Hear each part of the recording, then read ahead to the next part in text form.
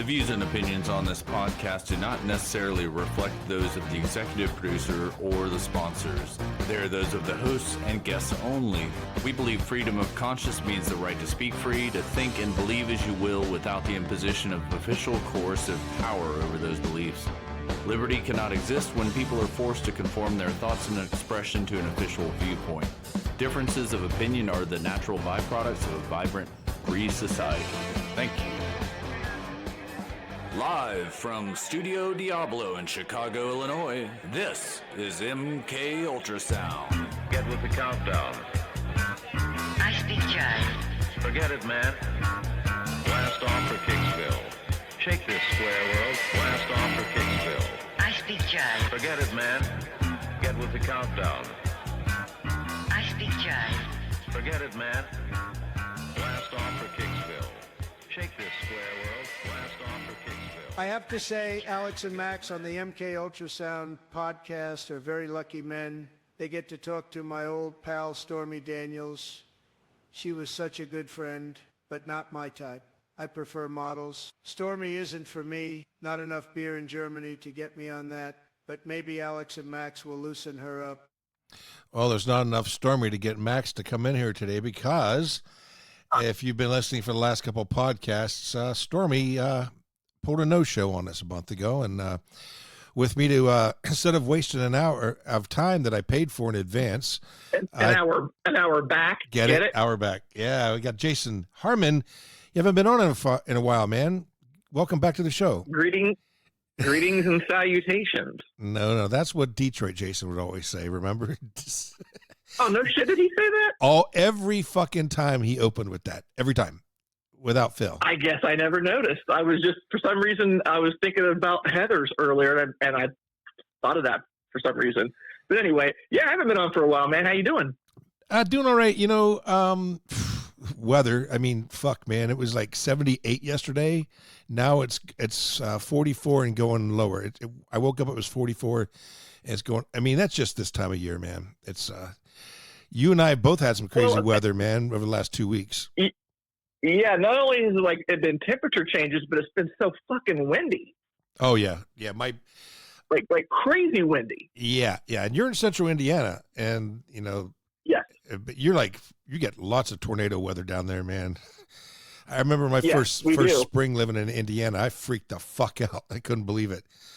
Holy shit. Yeah. Well, the town that I live in for like decades, the kind of town joke was we lived in kind of a valley and would never be hit by a tornado because, I mean, there was always tornadoes around us all the time and we never got hit by one. And then I think it may have been right when COVID started in 2019 or 2020. Don't remember exactly when it was, but we finally got hit by one. And it was about a mile from my house. And I went outside and I could see the freaking clouds starting to swirl. And I was like, oh, fuck. But it didn't, it tore shit up like a mile away from me, but didn't do anything where I'm at. So it was stormy. At least you got some. Yes, it was very stormy. So I like your show. Good one.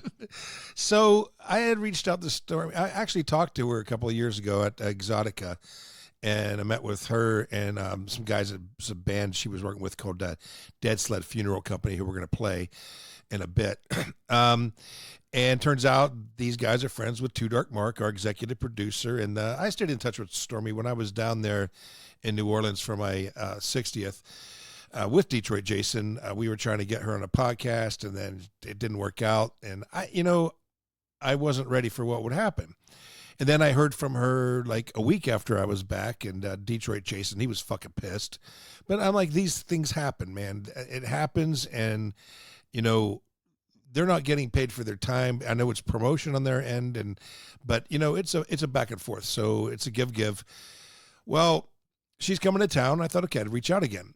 Well, yeah, we're all set to go. We scheduled a podcast and a time, and she's going to be in town this week. And I'm like, okay. And she's like, good to go. And I'm like, Sunday, I forget what the date was. It was back in, oh my God, early February, and we were supposed to do a show. Well, I didn't hear from her all week, and I sent her a list of songs. You know how we do it. We have songs that I got You even pre-production to do. you sent me the songs. You sent me the songs to convert for you. Told me who they were for and why she picked them. Right, and exactly. So, well, I never heard back from her. I didn't hear back from her. Like a whole week, and I'm reaching out like every other day because I didn't want to be a pest.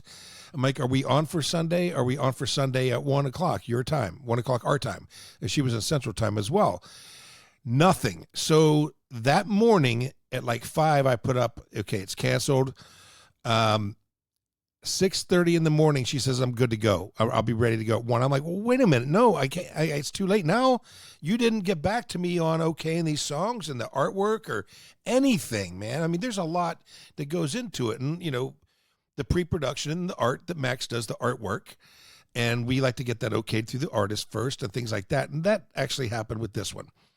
So I'm like, okay, let's reschedule. I had Michael Cervallo on the following Sunday, so can we do Saturday? So we'll do 2 shows in a row. And she's like, no problem. Sent me all these files for Max and I to screen her movie that she directed, this movie called Wrecked, wrote and directed it. Her boyfriend or husband, Barrett Blade, he stars in it as one of the guys, the villain. Hey, Alex, you know what? I just thought of something we hadn't talked about, and we will talk about the movie more, but now that you're thinking about the title, what the fuck has that got to do with that movie? Yeah, we'll get to it. Absolutely nothing. Yeah, I know. And, but we'll get, because there's other things I want to talk about. Well, and I sent her song list, and she sent me the song that she wanted me to play by her, you know, the band that she works with, the Dead Sled Funeral Company. And she sent me the movie, and then I sent her the artwork, and then she said, okay, the artwork's good, except for, you know, this part, Spooky Babes no longer exists. So we put that, sent her the redone. And then days go by, and she's like, okay, confirmed 100%. It's Saturday. So we're sitting here. It's Max Bravo, me, Byron Samuel came in from the suburbs, and we're sitting here. And I texted her. And no, I emailed her and messaged her. Nothing. 1:00 comes, nothing. 1:30, 1:45, and at 2:00. And we're like, okay, you know, we're just going to wait it out. Maybe she's in a different time zone or something, because you never know. Nothing. 0. We sat here and waited and lost an afternoon. I lost money again on the show. It was fucked up, you know, and then, you know, I had a show to do the next day, and I'm like, well, I did all this stuff, and we made that thing I played at the top, that Donald Trump thing, and I wasn't going to play it unless she okayed it, but I didn't get a chance to even run that by her, and I really wanted to because I thought it was funny, but, you know, I wasn't going to do that because I didn't plan on talking about Trump, and I've talked to you about this. Yeah, you told me that, man. You told me that. I mean, why do I want to talk about what everybody else talks about? That's not what anything the MK Ultra magazine or the podcast do. We tend to not talk about the hot topics because why? Everybody else is. That's not us. We do the opposite. We do the anti.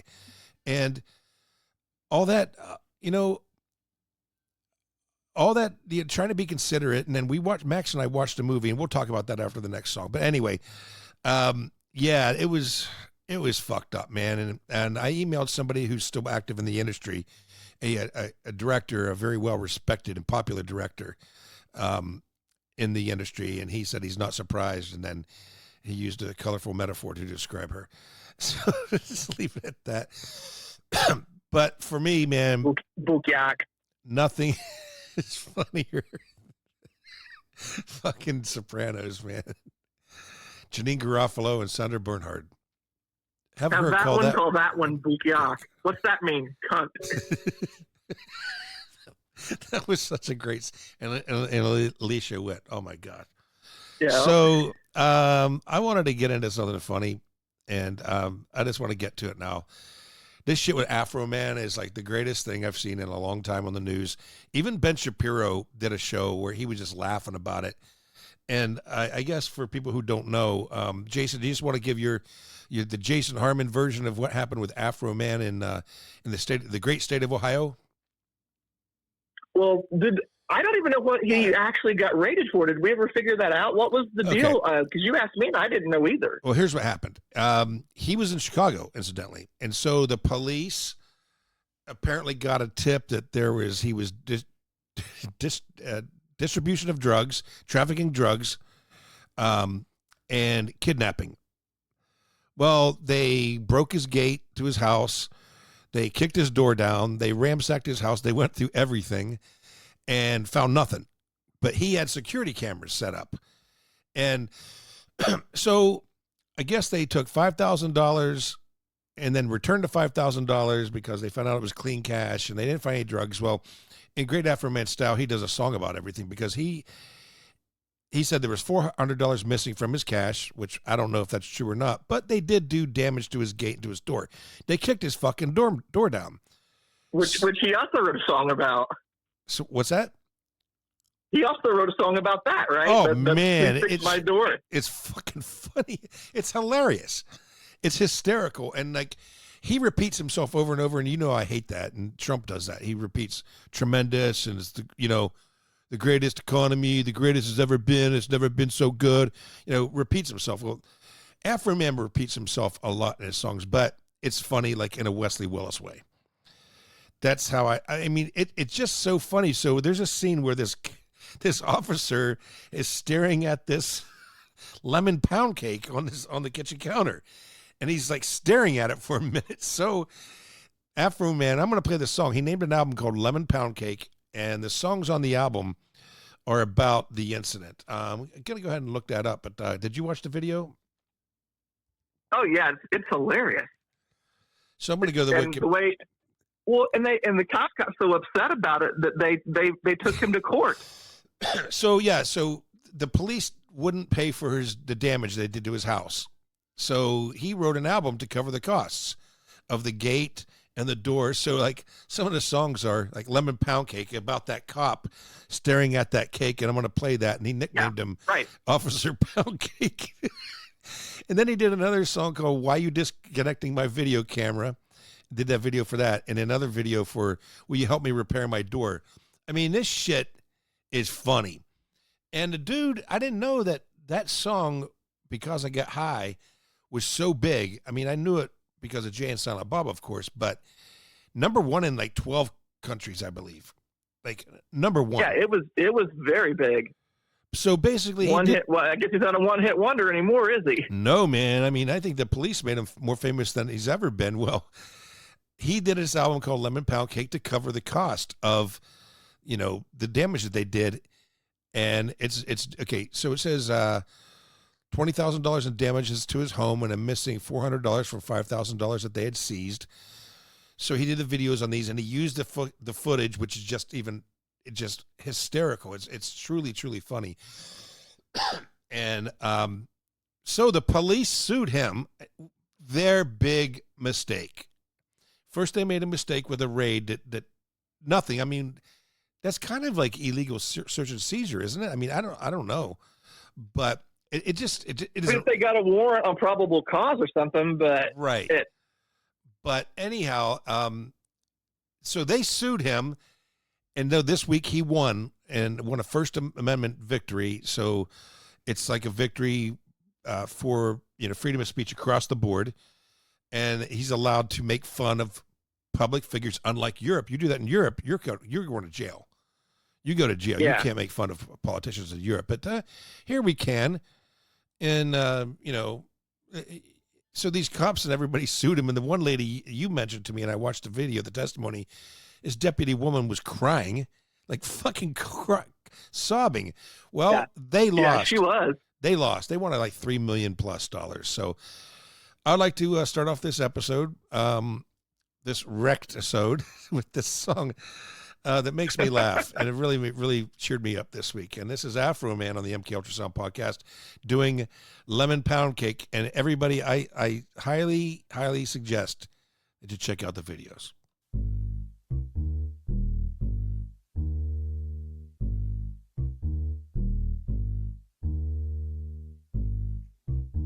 The Adams County Sheriff kicked down my door. Then I heard the glass break. They found no kidnapping victims, just some lemon pound cake. Mama's lemon pound cake. It tastes so nice. It made the sheriff wanna put down his gun and cut him up. Lemon pound cake, he wanna put down his Glock. Lemon pound cake, trending on TikTok. Lemon pound cake, he's a family guy. Lemon pound cake, the munchies because he got hot. Lemon pound cake, pound cake. He's a Adams County sheriff. He's hungry and he's big as hell. He was sniffing for weed, then he smelled another smell. What was that? Mama's lemon pound cake. It tastes so nice. It made the sheriff wanna put down his gun and cut him a slice. Of what? Of what? Lemon pound cake. He wanna put down his Glock. Lemon pound cake, trending on TikTok. Lemon pound cake, he's a family guy. Lemon pound cake, the munchies because he got high. Lemon pound cake, pound cake. He sees my cake and my porno mag call boom boom. Something happened to his camera on the way to the evidence room. Mama's lemon pound cake. It tastes so nice. Make the sheriff wanna put down his gun and cut him a slice. Of what? Of what? Lemon pound cake.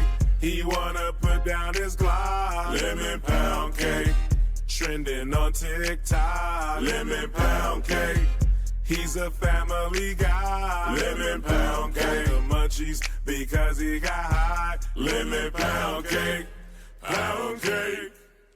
Lemon pound cake, he wanna put down his Glock. Lemon pound cake, trending on TikTok. Lemon pound cake, he's a family guy. Lemon pound cake, the munchies because he got high. Lemon pound cake, pound cake.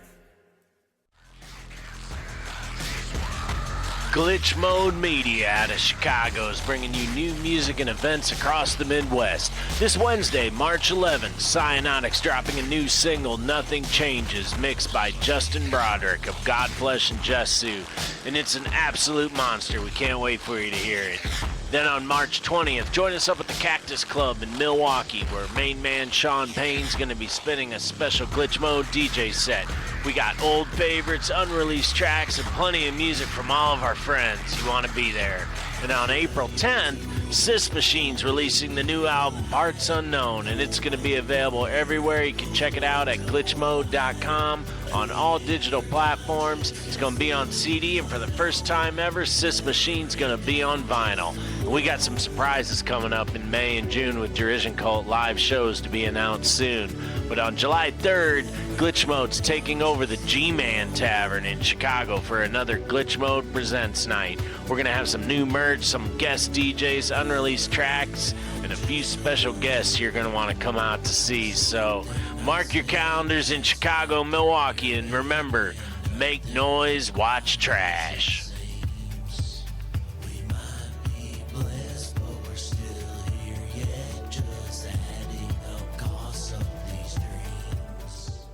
And that show on Friday in Milwaukee, I guess, went really, really good. I heard from Dave this morning. He's really hyped about the one that they're going to do at the G-Man Tavern, which is great. And hopefully this will be a continuing thing with Sean DJing and these rotating DJs. What's up, Jason? You're going to have the house to yourself.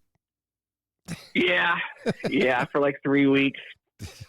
You think your mother? You made some. You keep thinking of me as Tom Cruise in Risky Business, and you sent me a pretty funny AI picture this morning of me doing wheelies in a leather biker outfit, and it's not even a gay biker outfit. I look like I'm actually going to really go ride a Harley. Yeah, and I used the background from that scene in Risky Business. That was the stairwell of the house.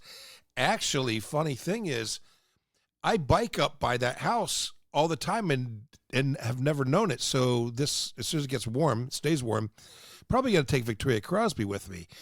And get a picture of that house, the Risky Business house. Also, the house from Home Alone's up there.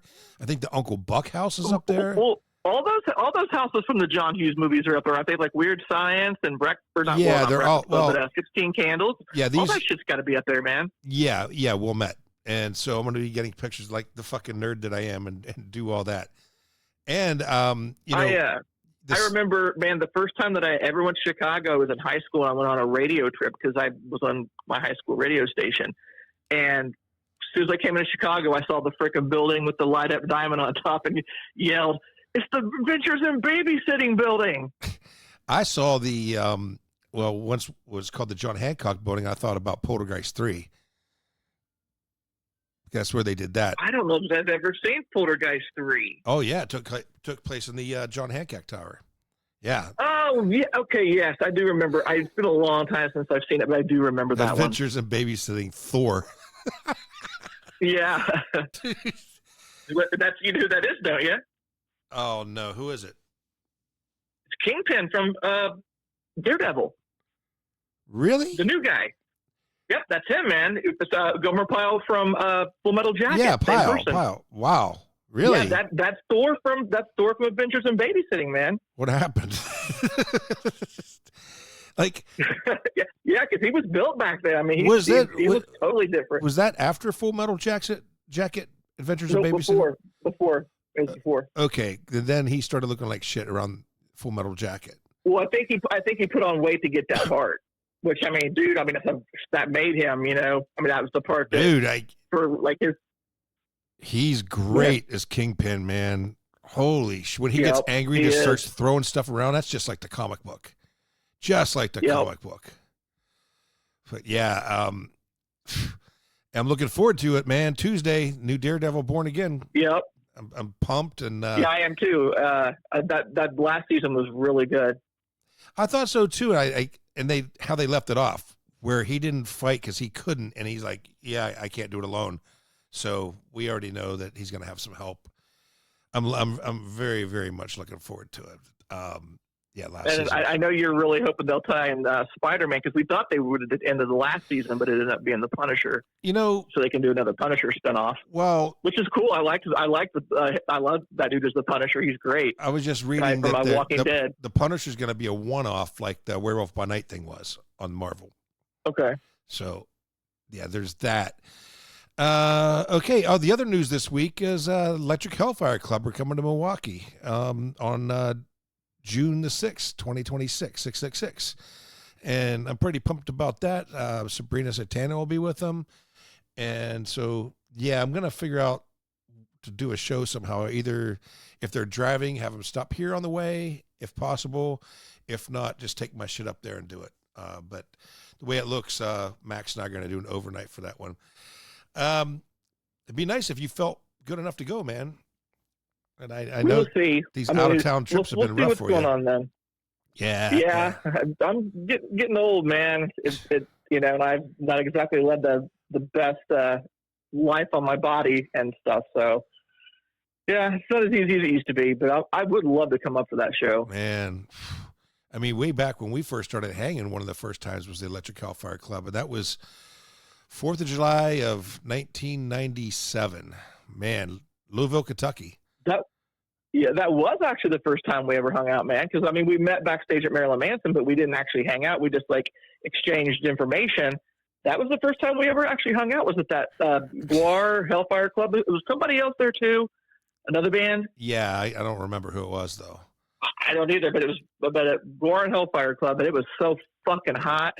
I remember I pulled up with Heather in the car, and then I see the Hellfire Club van, and every time, when I see those guys on the road, they're like, "Oh no!" Then they see me, no. Thomas is like, "I've got alcohol poisoning." Oh, next thing you know, we're all getting fucked up. That was a fun night, man. That was just wild. That was so much fun. But I'm looking forward to that.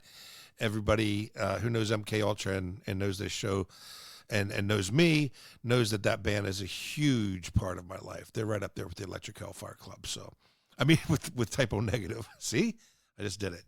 Yeah. So let's play this song by Stormy's band, her friend's band, Dead Sled Funeral Company. She chose this song, Boy Dahlia. Now, the guy that sings this was in that movie, Wrecked. You remember his role? Right. He was the guy at the beginning that really, I mean, was only in it. He wasn't in it very long, but God, that movie. Dude, I don't even want to call it that. It could have been, but really, honestly, to me, it wasn't even a movie. It was more like an episode of like Tales from the Dark Side or something. It wasn't a movie. It was like a television episode. Yeah, well, let's play this song so we're not ragging. So, wait a minute. What the fuck? Okay, yeah, here it is. This is Dead Sled Funeral Company on the MK Ultrasound podcast.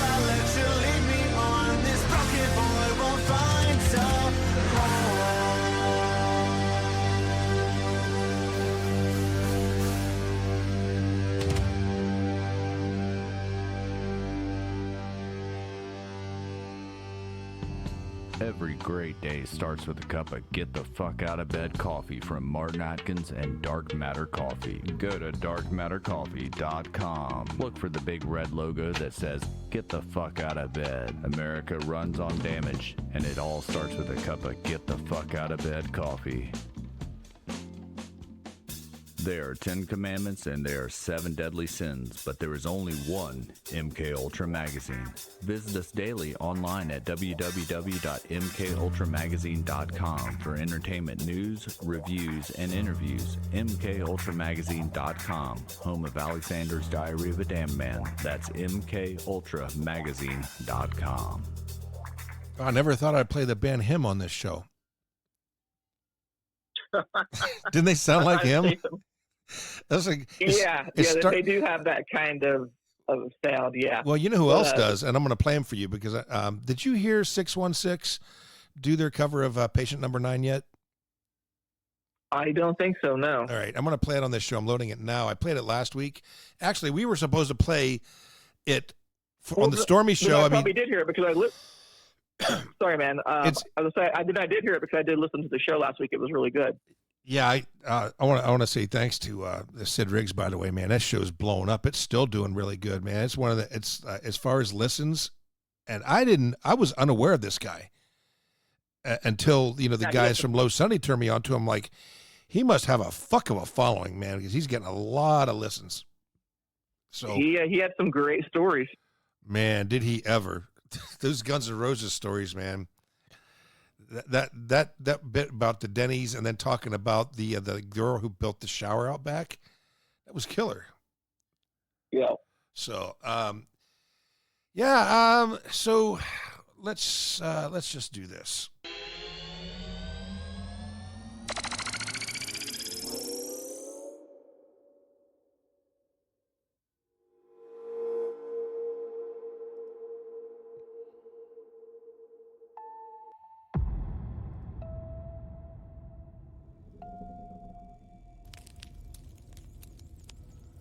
What do you think I'm trying to do? Kill her? I was beginning to think you guys got lost. You can be a real crazy bitch sometimes.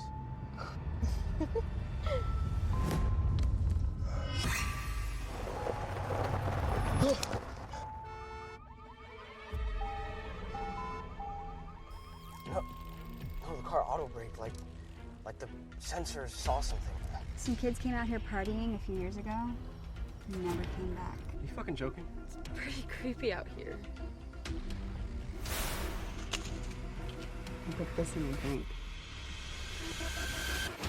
Guys! Saw a little girl over there by the fire. There's no one there.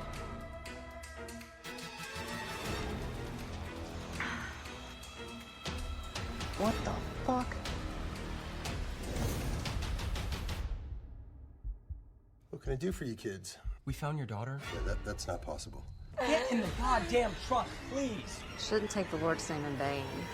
Just going now. Whoa! I can't let that happen.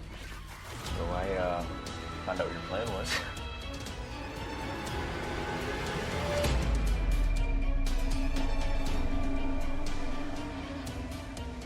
What about Lily?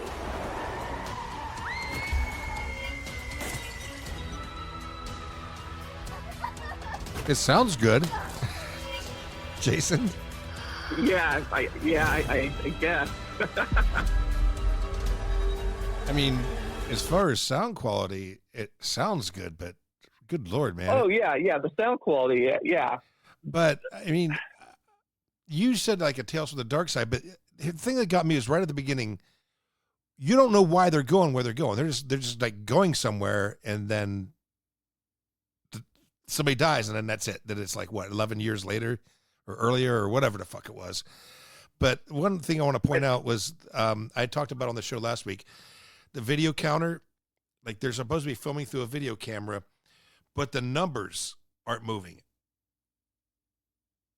Yeah, well, and I messaged you and said the sound meter. You know how how a sound meter works when you talk. I'm looking at one right now. It would go all the way up and stop, and then go back down, and then go all the way back up and stop and go back. Like, it wasn't how an actual sound meter would work. And then the time counter, it was obviously fake. And then the time counter all of a sudden stopped at 666. Yeah. I was laughing so hard at that part. The other thing was, okay, when they were in the truck, in the back of the truck, drinking, and they drugged the one girl. And first of all, why would you walk so far away to take a piss? You're already in the dark. Just go around the other side of the truck. Don't walk out in the woods to piss. The girl, right? It's people you know. I mean, but remember the one girl, like, she's passed out in the truck, and the next thing she's completely sober.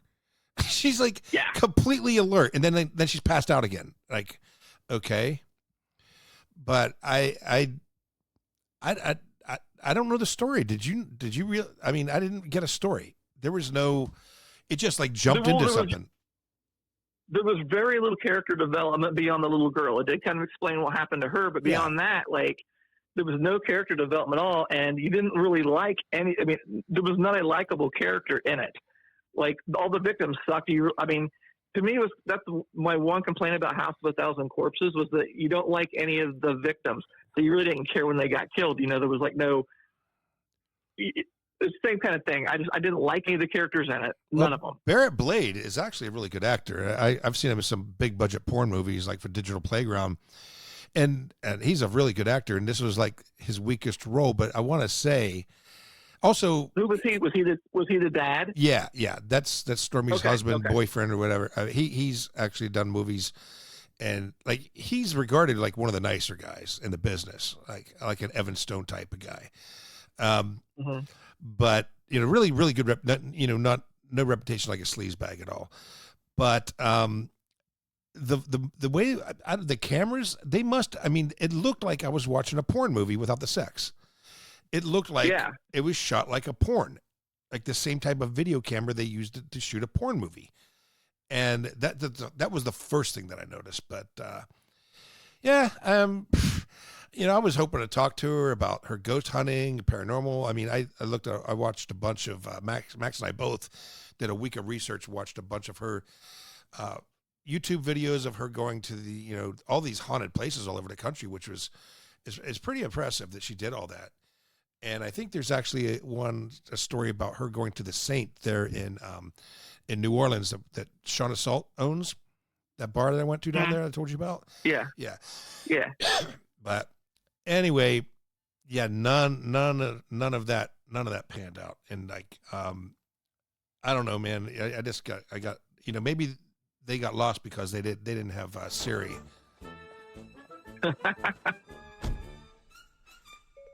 Siri, directions to Wolf's Glen.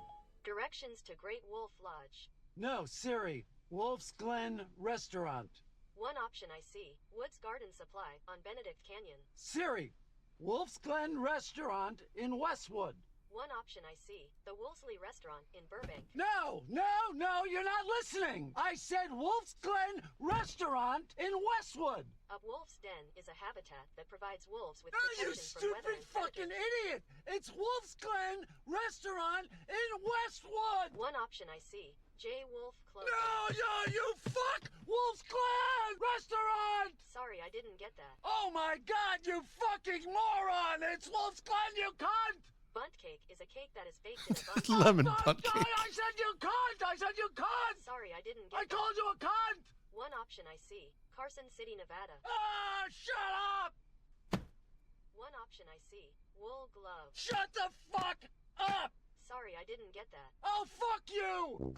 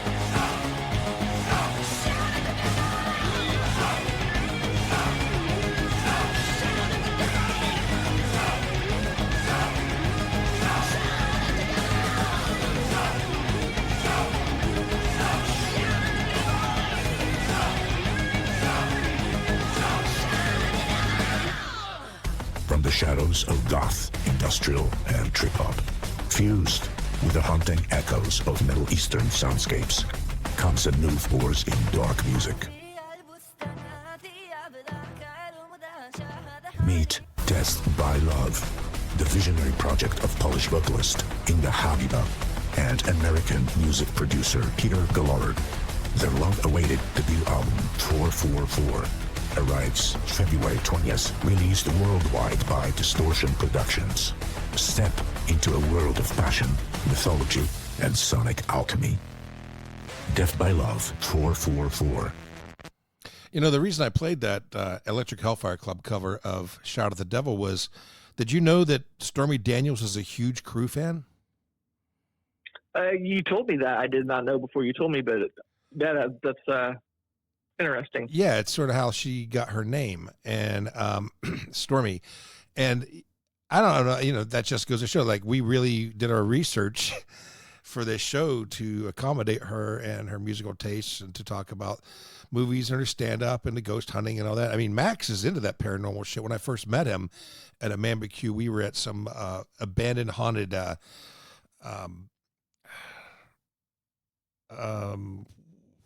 what the fuck, man? What's that called where nuns live?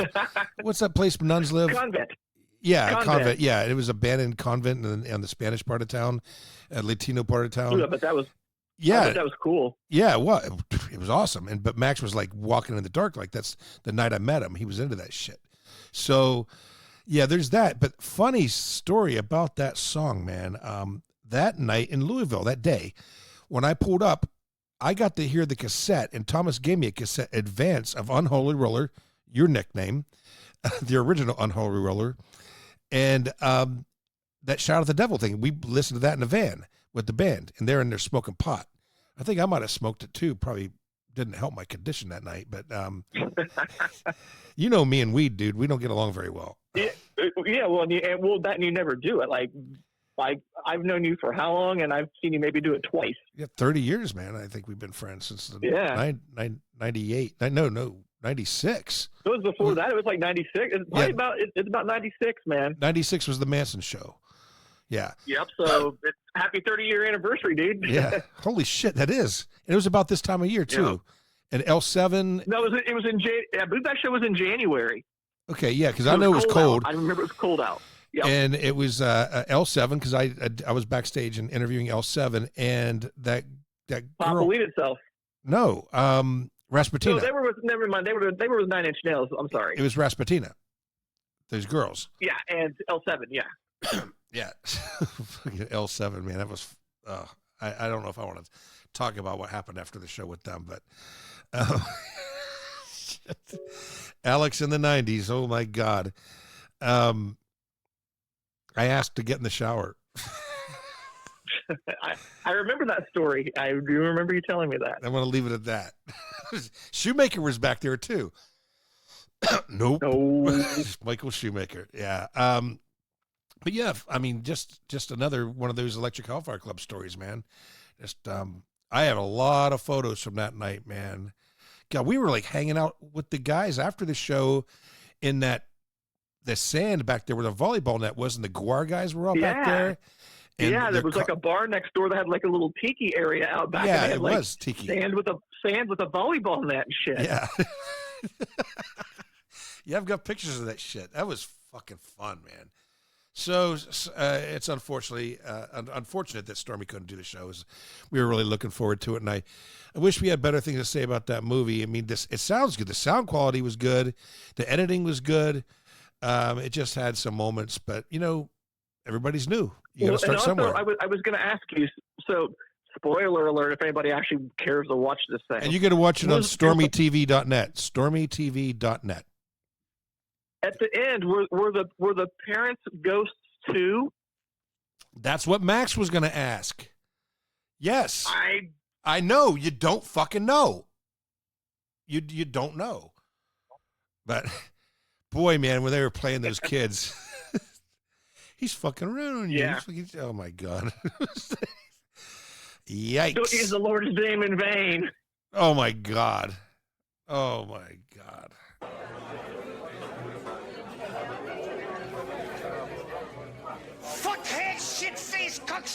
Asshole son of a bitch!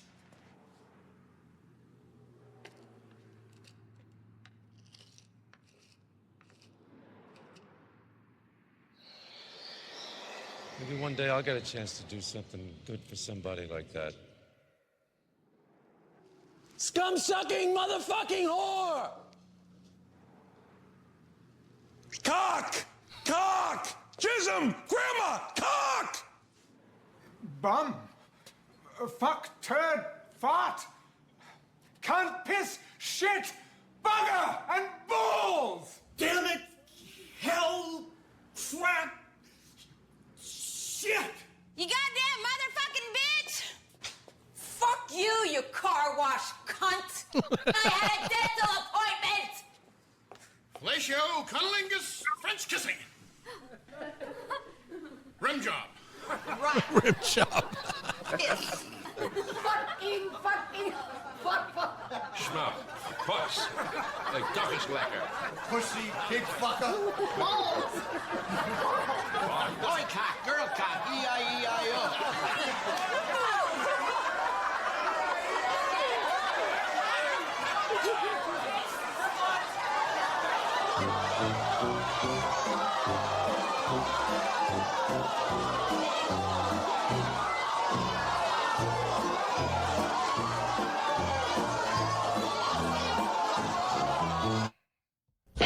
Kiss, Love Gun, Gene, 60, Paul,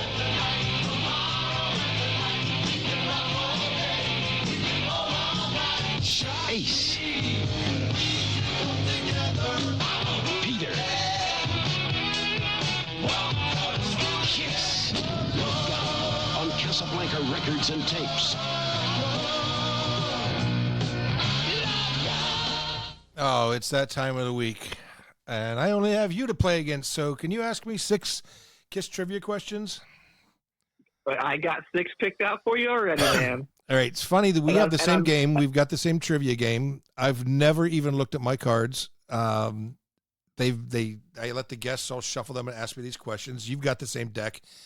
Anybody else who asks me, you usually go off of Chat GPT or Wikipedia. But you've got the deck of cards, and it's not an easy game.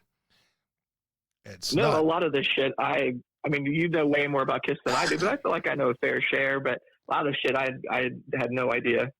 All right. So, and I see that Peter Criss is doing some in-person appearances at some conventions and shit. Oh, God. Yeah, I saw that too.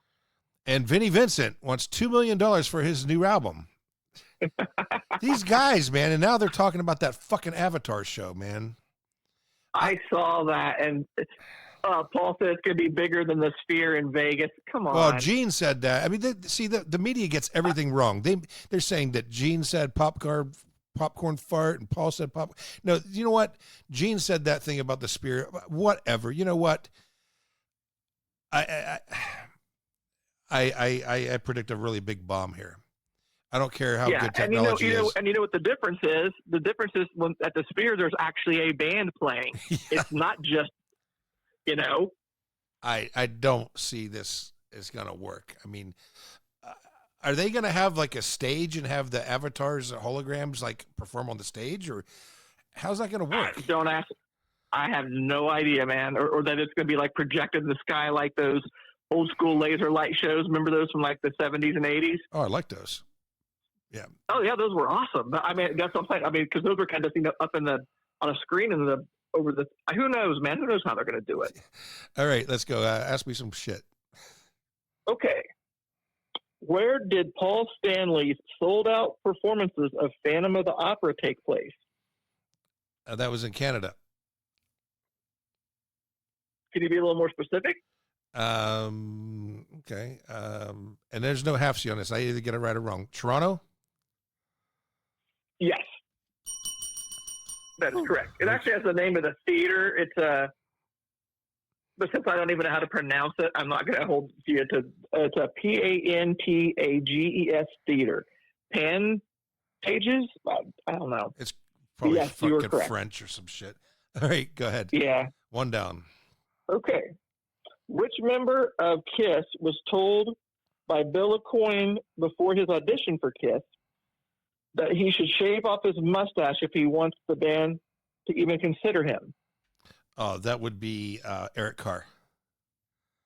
That is correct. You know, Stormy was going to actually, in her part of this, was going to bring personal experiences into it, which I'm sure she's got. And I bet it was Gene. Oh, I'm sure. I bet it was Gene. I'm sure it was Gene. Yeah. But yeah, see, I was looking forward to that. See, that's another thing that we didn't get that I wanted for this show. Okay. Number 3. How old was Eric Carr when he joined KISS? 27? That is correct. No way. Fucking yeah. I was, you know what, man, as shitty as I was over Peter Criss quitting that band, devastated, and you know the story. Oh, yes. I loved Eric Carr. And you talk about his character was great, and what a fucking great drummer.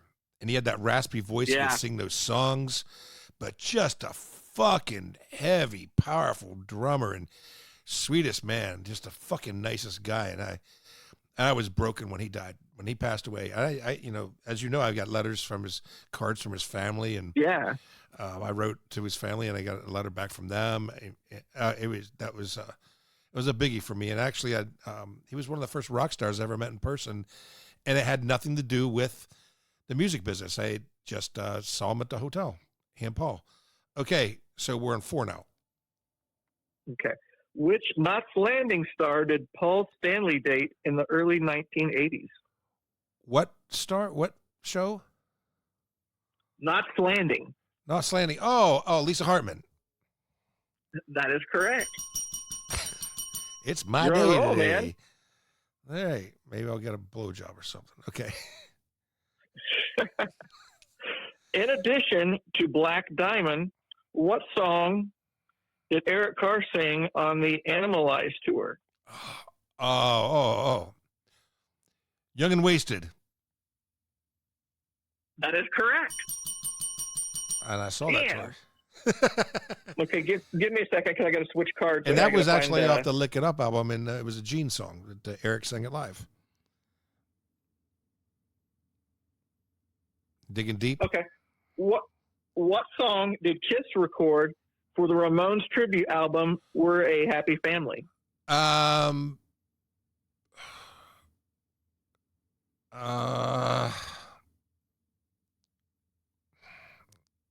gonna get it wrong by a word. Rock and Roll High School. Incorrect. I know it had the word rock and roll in it, though, right? Do you remember Rock and Roll Radio? Yep. See, I knew I was going to get it wrong by a word. Ha ha! How about that? Still pretty good, though, man. 5 out of 6 is pretty good. Yeah. But I didn't go too easy on I've you. had my ass kicked the last couple of times. Michael Cervello kicked my ass. Sid Riggs kicked my ass. William Zimmerman really kicked my ass. Yeah, so you saw Nails about a month ago. Yeah, it was Columbus, about a month Ohio. ago. How was that? I'm hearing it was incredible. I'm hearing nothing but incredible. really, really great things about this tour. I mean, just sound-wise, it was insane. The production, the stage show, it was awesome, man. It was so cool. Yeah, I'm jealous. Now, you know who I'm seeing next. I'm going to see Gary Newman next Sunday, man. Week from day. Yeah, my brother's going to see him in Columbus, Ohio. You've never seen Gary before, have you? I've seen him one time. I saw him with Ministry and Frontline Assembly day before my 50th birthday.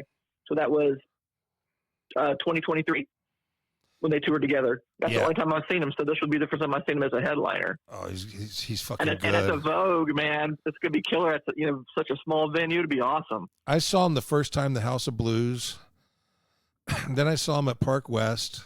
And I saw him at that big tour. Then I saw him at Metro. I think Metro is the smallest place I've ever seen him. But Vogue will be nice. What are your seats like there? Well, they have a handicap section that they didn't used to have. It's like, you know how they have the floor, and then there's like a level where there's a bar, and then there's the upper level where there's another bar where the merch is always at in the bathrooms and shit. Right. it's on that second level. If you're facing the stage, it's on the second level over to the right, like by where there's some tables and stuff. It's actually a pretty decent spot. I mean, I like it better when they would let me get on the floor and get right up by the stage, but they don't seem to want me to do that anymore. So I can see where I'm at there pretty well, as long as they are pretty good about keeping people off of that step. You know, there's like the 2 steps up to go from the floor to the second little level, and people will try to stand on there sometimes, but security is usually pretty good about keeping them off there. I never had any problem with the security at Vogue. They were actually pretty nice to me all the time. And it's different people own it now, and I mean, a lot of the people that work there, I mean, probably weren't even born when I started going there, and so it's not like it quite like it used to be, but it's still a good venue. It is a decent venue. It's like the Newport Music Hall that's in Columbus, Ohio, of Indianapolis. So I'm glad it's still there. But way smaller. It's much smaller. You guys are getting a lot of good shows down there. Like we don't have half of what you're getting. And look, and you've got good venues. You've got new venues popping up. It comes and goes in cycles, man. Sometimes, like for a year, we'll get a bunch of really good shows, and then the next year we won't get that many. But then again, I was sick for a good part of the year last year, and not sick, but recovering from surgery. You know, it didn't seem like there was that many great shows in Indiana last year. But this year, it seems like there's going to be a few come up. I should have went last week. Filter played at Hi-Fi at Fountain Square, and I didn't go, and I should have went. I'm kind of kicking myself in the ass for not going now. They're good live. He's got a new one coming out. Yeah, I saw him a couple times on that Zombie Alice Cooper ministry tour. Hey, since we got a little bit of time, and I'm going to close with Faster Pussycat, but I'm going to go ahead and play that 616 cover. This is my friend Matthew Lidwin out of Milwaukee. His band kind of sounds like the first band that we played, not Afro Man, but a Dead Sled. And this is his cover of Ozzy. And let's talk about it when we come back, okay? Okay. All right, this is 616, and whoa, hello. Where are you? Oh, there you are. Okay, and this is the MK Ultrasound Podcast.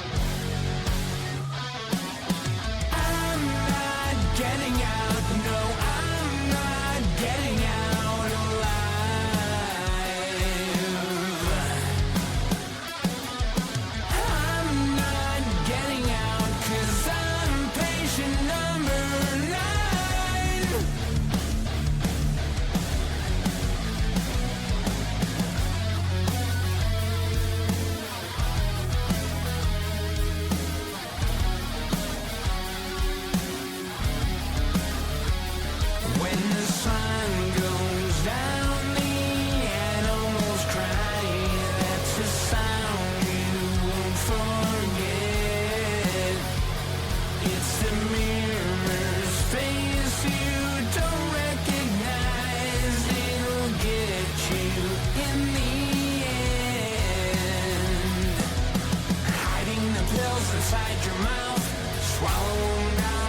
them out. I hear the laughter, scream and shout. No tomorrow. When they call your name, better run and hide.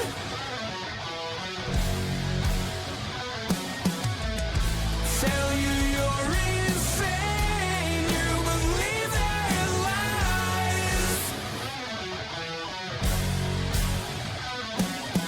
I'm not getting out. No, I'm not getting out alive.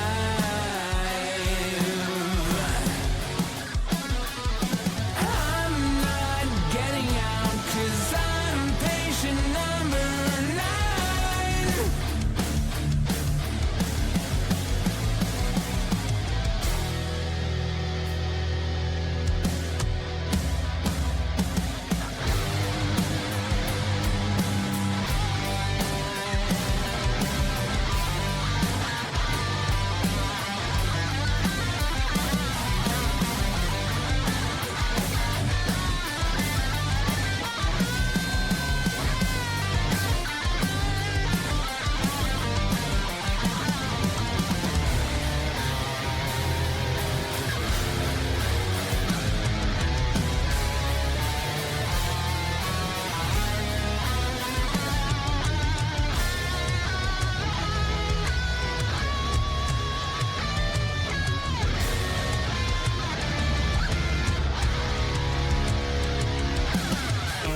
When the walls of the padded cell become reality, how many tears till I drown myself 'cause no one cries for me? If there's a God, why'd he let the devil do his work on me? Oh yeah. If there's a God, what am I doing here? When they call your name, better run and hide.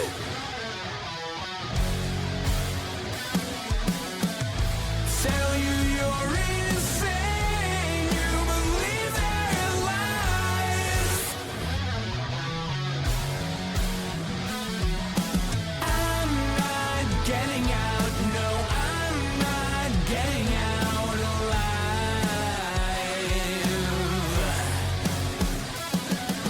I'm not getting out 'cause I'm patient number 9.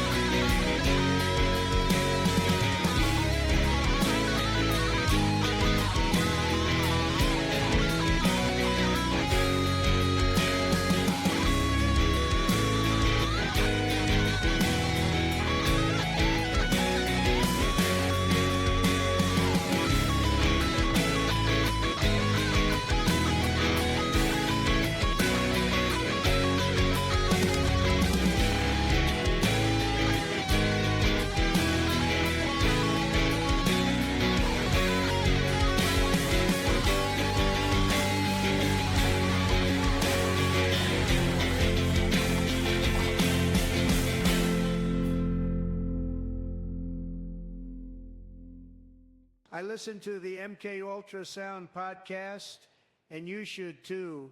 It's tremendous. The greatest, most highly rated podcast in the world.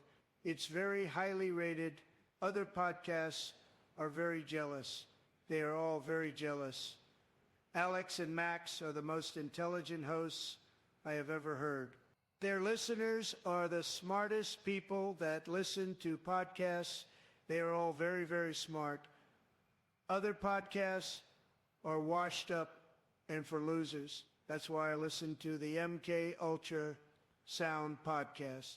Their guests are all tremendous and very popular and get very high ratings.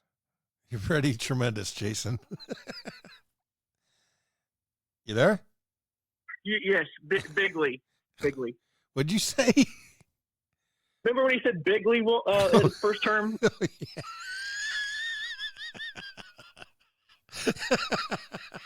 It's tremendous. So what do you think about this thing about Bill Maher? People claiming that he was going to be given that Mark Twain Award, and now they say that they took it away from him. The White House is saying that it's fake news. What do you think? I'm not surprised, but I'll wait to hear. I'm just bringing this up. I'm just bringing this up because we're Bill Maher fans. Yeah, huge, and we talk about Bill every week. I'll wait to hear what Bill has to say. That's all I'm going to say about that. Because Bill's not going to talk bullshit. So I wouldn't be surprised if that was something that the White House would say, or I don't know. I mean, the Mark Twain Award is a pretty big award, and I certainly do agree that Bill Maher is highly worthy of it. Absolutely. I mean, you've seen Bill live. I mean, Jesus Christ, man, this fucking guy's great. And yeah. I've been watching him. I mean, all the way back to the ABC days. He was the very first person to ever get canceled. Very first. Hey, what'd you think of that Aussie cover? It was good. That's a newer song. I'm not as familiar with, obviously, as the classics, but I do like that song. I mean, it's especially for that was Ozzy's last album. Matthew nailed the vocal. I think the guitar work was fucking superb. It was tremendous. It was very, very highly rated. Very high ratings on that one. So, bigly huge. Hugely. Huge. Oh my God, that's what she said. Anyway, you gotta say it. You gotta say it like you say "ute." It's huge. Hute. Oh, geez. All right, man. Well, thanks for not letting me throw this money away. Hey, no problem, man. It's fun as always. I was going through the files, and I'm like, you know what? I'm not going to delete these songs. I'm going to go ahead and fucking play them. And then the Afro Man thing happened. I thought that'd be fun, and I wanted to give Matthew another plug on that song because, he got bumped twice because of the Stormy show. So, all the best for her. I'll get this up this afternoon, man. Please share it with everybody. Now, one of our favorite bands, man, it was a nice Christmas gift you gave me a couple of years ago, was that white vinyl of Faster Pussycat. The Whipped, yes, Whipped, the third album. And, Whipped, right? That's what it's called, Whipped? Yes. And what's the story behind the vinyl? I mean, it wasn't available in the States, right? No, it was never released. I don't think it was even released when it originally came out on vinyl. In the U.S. They just finally released it a couple of years ago. Oh, was that released domestically? And now they've re-released "Wake Me When It's Over" too. When I was in Columbus for Nails, we went to Use Kids Records, and they had the music on vinyl. Are you familiar with that company? Which one? Music on Vinyl. No, I'm not. They make like high-end re-releases of stuff. I have a copy of Filth Pig and of Rape and Honey that they put out that sounds really good. But I don't know if they did those new reissues of Psalm 69 and Mind or not, but the Land Rape and Honey I have is by them, and it sounds great. But anyway, they re-released Wake Me When It's Over. Jeff Brown found me a copy of still sealed copy of Danzig 4. Sounds so good on vinyl, man. That's the only Danzig I have on vinyl. All my other Danzigs on CD. Well, that's funny you brought that up because I was going to tell you like a month ago and I totally forgot. They're re-releasing the first two on vinyl in May. I already have them pre-ordered. Yeah. I think the Danzig 1, I think is going to be like a 2-album gatefold, and then the other one I think is just one. Yeah, I wish they would just release. I wish they would release all the Rick Rubin ones in a box. That'd be cool. The first 4. Now the fourth, only 4 of them. That's right. The live one is in there. So one, good stuff. Really, really good stuff. And Jeff also got me an autographed copies of like Eerie Von and John Christ's albums. As I guess those guys do the conventions. So that was pretty cool. Yeah, I met Eerie Von at one of them. I had him sign that photo book that he put out. I had him sign it. That's cool. Yeah, I interviewed him years ago when he did an album on Cleopatra. His vocals sounded just like Glenn's. You know, he lived up by Fairmont, where James Dean is from, for a while. Sorry to hear that. In Indiana.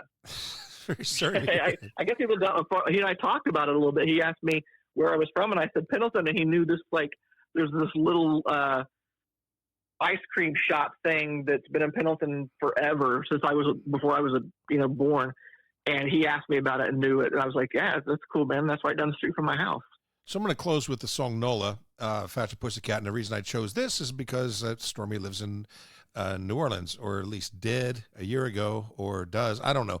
Wikipedia isn't always correct, but I'm in the belief that she still lives in New Orleans, unless she's working with horses in Texas at this point. Not quite sure, because I never got to talk to her. The conversation never happened. Hey, do me a favor, let your mom know when they hit the desert Southwest, if they have any questions, Jamie and your mom can always reach out to me. You know, I know that area very well. Flagstaff, I will. Sedona, the Grand Canyon area, Route 66 all the way to Route 66 all the way to Vegas. But I told Jamie, just had a minute to tell her online, don't go to Oklahoma. Oklahoma sucks. There's nothing down there but meth heads, dude. It's they're not. I think they're just driving through. They're not like going to spend any time there. That's just the route they're taking. Yeah, because Route 66 goes through there. But I took it down there, and we camped.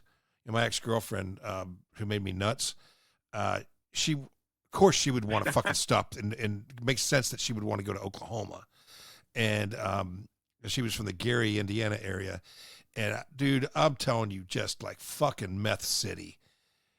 It was like episode of Gummo or something. I mean, oh, Jesus. All right. Well, I'm gonna play. I can't watch that. I can't watch that movie. That movie grosses me out. I can't. Oh, especially because of the cats. But yeah, I think I got through 10 minutes of it. You know me, man. I'll watch something. If it doesn't click in the first 15, 20 minutes, I'm done with it. So anyway, thanks. This was our Stormy Daniels no call, no show. And glad I got to play the songs, and hats off to all the bands that were involved in this one. You, man, Jason, good friend. Thanks for all the work you do on this show. Sometimes we don't always mention it, but you were always involved in this, in the pre-production mostly. And when you're a guest, it's always a lot of fun. So we'll do a fun one soon. This is Faster Pussycat on the MK Ultrasound podcast. This is the song Nola, and you're hearing it right here, right now on MK Ultrasound.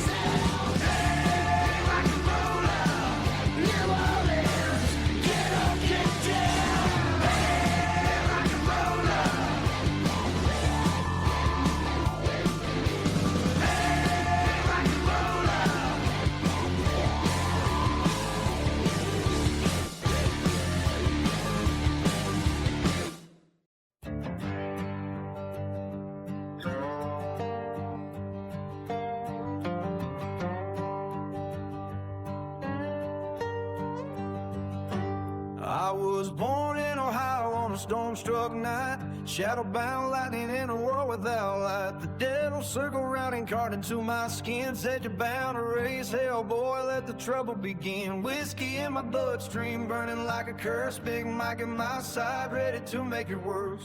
Every barroom whisper knew my goddamn name. I was knee-deep in chaos and addicted to the flame. Yeah, they call me the king of sleaze. I'd ate the devil's pussy and put her on her knees. I stole the baby Jesus and did what I pleased. My name is Alex Delta, Helter Skelter lives in me. Eat the devil's puss.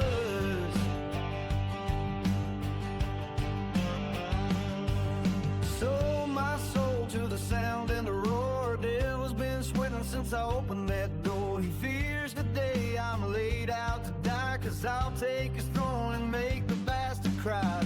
Do you smell gar? I sure do. The den do nothings, need to stay in the hood. Eating the devil's pussy tastes so good. There's nothing better than fucking up fresh juice.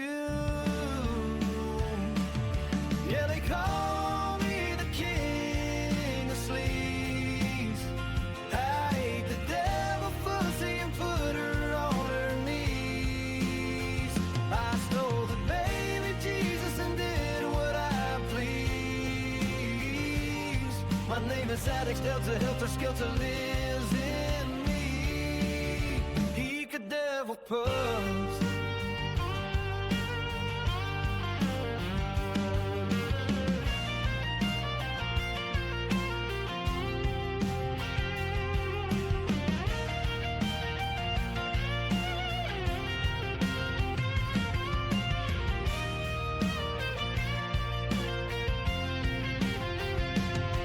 Hey Judy, I bet you got a big pussy.